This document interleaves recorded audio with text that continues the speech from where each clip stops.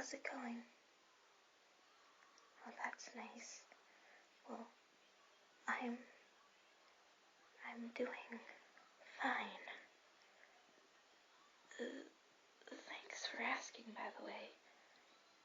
Not many people do that to me. Although, I know exactly why they don't do that to me. So, do you know who I am? Well, I'm a logo for a popular website that teenage boys like to go on. Do you know who I am?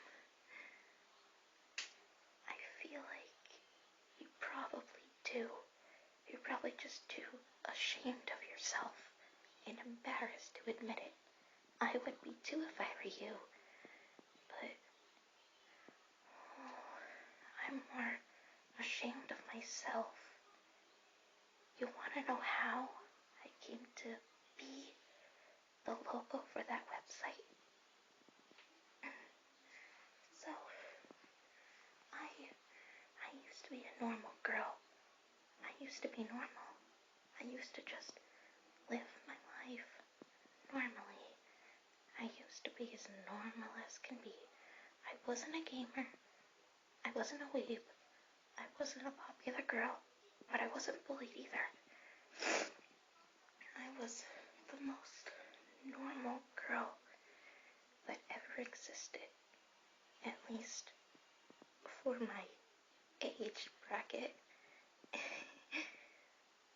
Until one day, my father ended up in the hospital. He had a very rare and very deadly disease.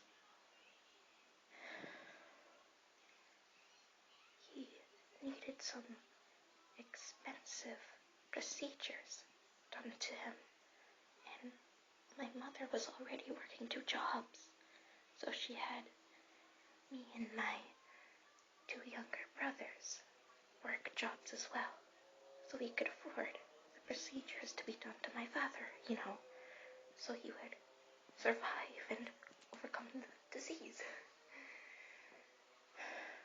I wish I could say it panned out the way I expected it to, but unfortunately, it did not. I ended up getting a job where I was paid a bunch of money, but I had to be the unfortunate logo for an unfortunate website. And in a moment of need and desperation, I signed my soul away and became the logo. It made a lot of money, and we could finally afford my father's procedures in the hospital. Things were great. He was getting better. We could afford it comfortably. But whenever I walked down the street, I would get some strange looks from disapproving mothers and smiles from teenage boys. It was embarrassing. I hated all the stares. I hated all the attention. I'd never really been someone who wanted more than the normal allotted amount of attention, but now I was getting more than I bargained for by becoming the logo of that website. I wish I could have found a different job. Hopefully one that paid at least half of what this one did. But I searched far and wide, but I never did find one. I'm actually still looking to this day, but I can't find one that makes even half the amount that this job's making for me. That's really, really unfortunate. But as much as I hate being the logo, as much as I hate the disapproving stares and glares and glances, as much as I hate the smiles, the nods, the winks from the teenage boys, my father was more important. And if I had the chance to travel back in time through a time machine, go back to that moment, and do it all over again, honestly, I would have done the exact same thing, over and over and over again. I hate the outcome. I still do. But my father is more important. He needed me. He needed me to make that money. He needed me to take that job. He needed me to survive. And so I had to take that job. I had to make the money. I had to make him survive. He is my father. He's my family. I love, respect, appreciate, and care about him. And as much as I still hate being the logo and all the negative, unfortunate attention that has come with it, I would never change a single thing. I would have done it over and over again. For my father, I love him more than anything. And he comes first. He comes before my uncomfortableness. He comes before my feelings, before my emotions, before the little voice in my head telling me that, oh no, maybe taking this job wasn't such a good idea after all. Imagine all the negative attention you're gonna get. But I would have done it over and over and over again for him. I love him.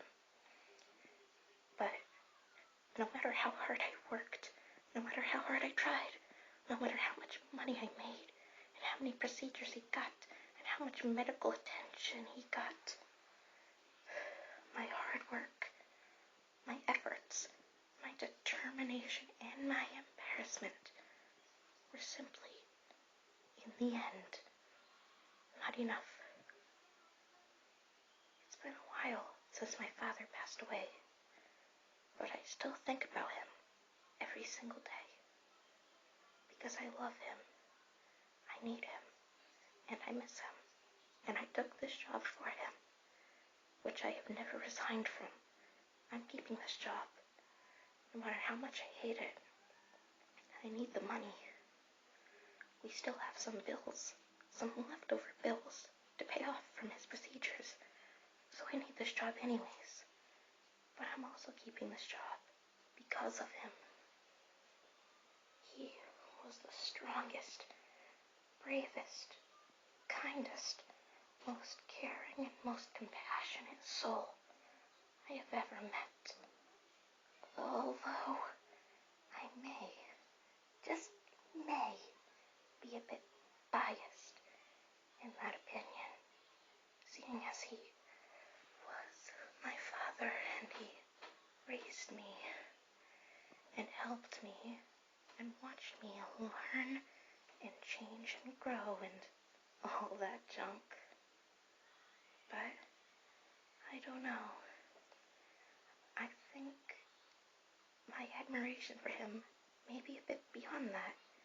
Maybe a bit beyond the usual father-daughter admiration.